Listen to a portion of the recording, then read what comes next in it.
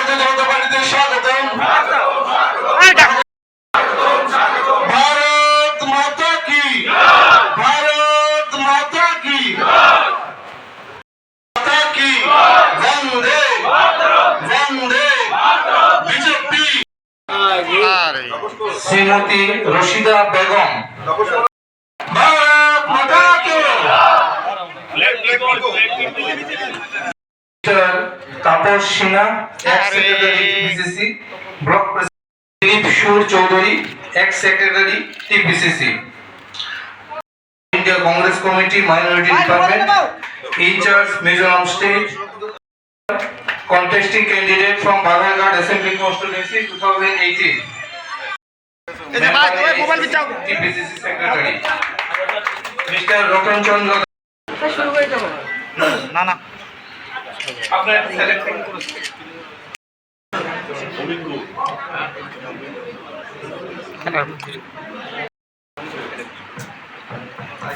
Sir মাইক্রোফোনটা একটু সামনে নিয়ে নেন।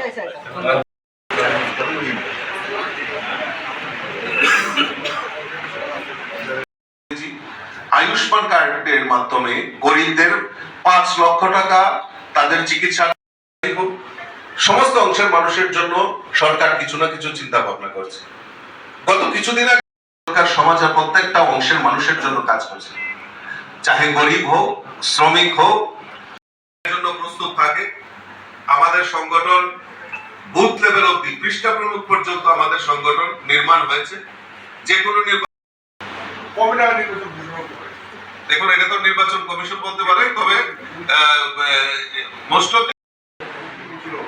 আরো বেশ কয়েকবার আপনারা নির্বাচনে গিয়ে এসছে, গিয়ে কবে যেটা সরকার কবে টাকা নির্বাচন ঘোষণা করে। দেখুন, এটা তো নির্বাচন কমিশন বলতে পারে, তবে মোস্ট অফ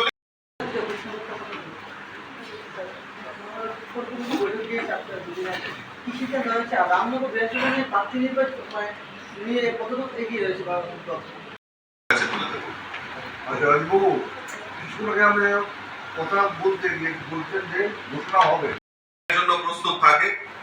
আমাদের সংগঠন বুথ লেভেল অবধি পৃষ্ঠা প্রমুখ পর্যন্ত আমাদের সংগঠন নির্মাণ হয়েছে। যে কোনো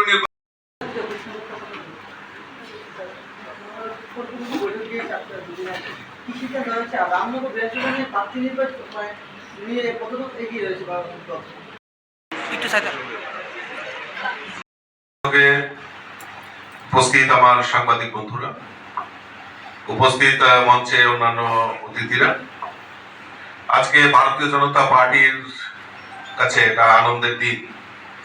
কারণ ভারতীয় জনতা পার্টিতে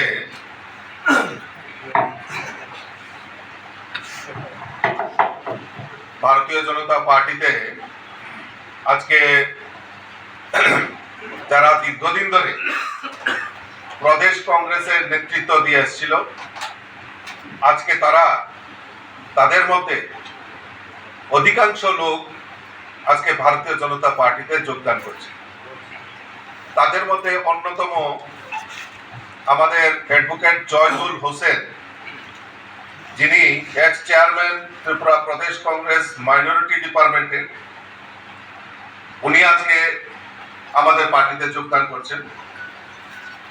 mister Ratan Das, member AICC, উনিও আজকে আমাদের ভারতীয় জনতা পার্টিতে যোগদান করছেন।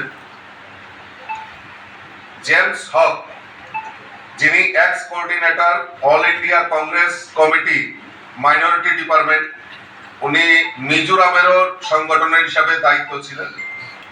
আজকে তপন সিং থেকে শুরু করে আজকে কংগ্রেসের বৃহৎ অংশের একটা গ্রুপ, বড় জয়নিং, আজকে ভারতীয় জনতা পার্টিতে যোগদান করছে। টোটাল 177 ভোটার, প্রায় 177 ফ্যামিলি, প্রায় 600 ভোটার আজকে ভারতীয় জনতা পার্টিতে যোগদান করছেন। তার মধ্যে বাদারঘাট, চরিলাম, বিশালগড় এবং রামনগরের অধিকাংশ কংগ্রেস কর্মীরা, সমর্থক এবং লিডাররা আজকে আমাদের ভারতীয় জনতা পার্টিতে যোগদান করছেন।